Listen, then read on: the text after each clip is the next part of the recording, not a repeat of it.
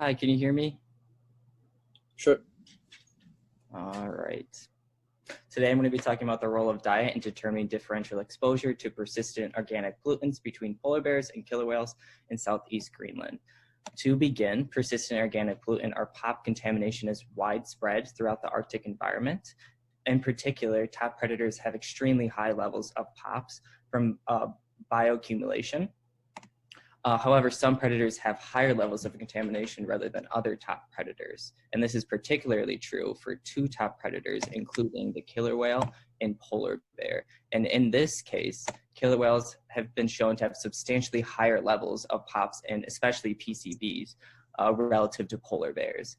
And so this really got me interested in exploring what are some of the underlying causes of this differential exposure between top predators? Why are these POP loads so much higher in killer whales versus polar bears? And as you can imagine, these two species do have a lot of differences, especially in their routes of exposure compared to terrestrial versus aquatic environments, for example. Their metabolic rate and excretion of contaminants, their trophic position can vary widely, as well in different ecosystems. However, what I'm going to argue in this presentation is that particularly dietary intake has a very significant role in determining differential exposure to POPs between these two organisms. And this leads me to my objective, which is to determine the role of diet in determining differential exposure to PCBs and organochlorines, or OCs, which are two classifications of POPs among these two top Arctic predators. My study site was in southeast Greenland towards the city of Mini-colloque, and this is primarily because southeast Greenland has seen the co-occurrence of polar bears and killer whales around this, in this area around the same time frames. Really quick methods. My sample collection occurred from about 2012 to 2016, and then the rest of my experimentation is divided into two different parts.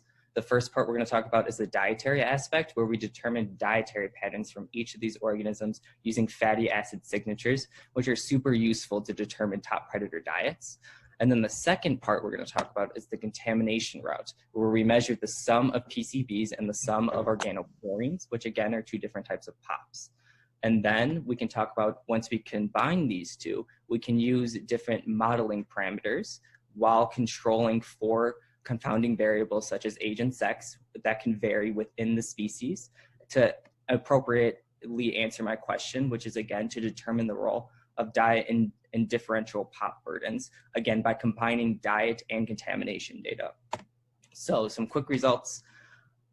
Here is the first aspect, which is about the POP contamination. So as you can see here, the left two bars are showing very large differences in the sum of PCBs relative from polar bears to killer whales. Killer whale contamination of PCBs is about 4 times higher, is what we determined through our experiments. And for organic chlorines, it's about 10 times higher. So overall, the main takeaway is that killer whales are substantially more contaminated than polar bears in terms of PCBs and organochlorines. And again, what I'm trying to determine from this is to what overall extent can diet explain this variation? And so now let's look at our second part again, which is our diet analyses.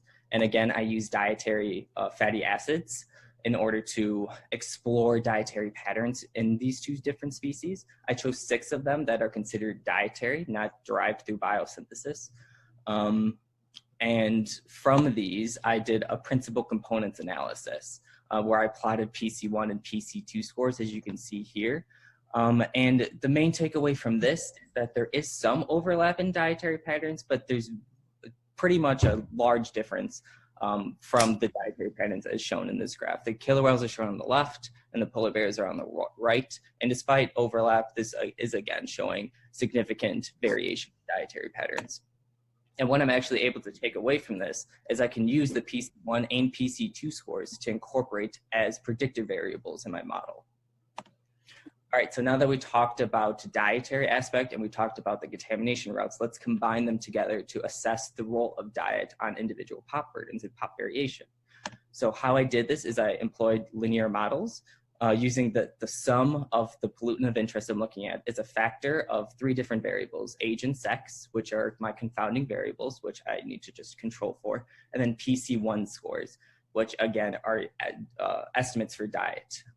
And some really quick results as well. I found that for the sum of PCBs, age, sex, and PC1 scores were significant variables, meaning that diet does play some role in regulating variation in PCB burdens between these two species. However, I did not find that for organochlorines, and that age and sex were the only significant parameters.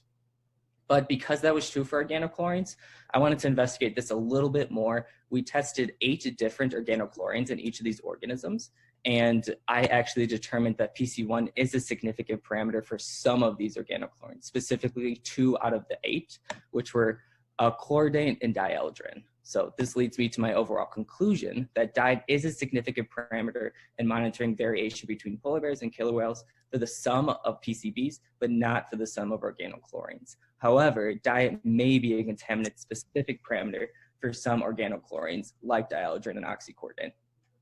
Thank you so much.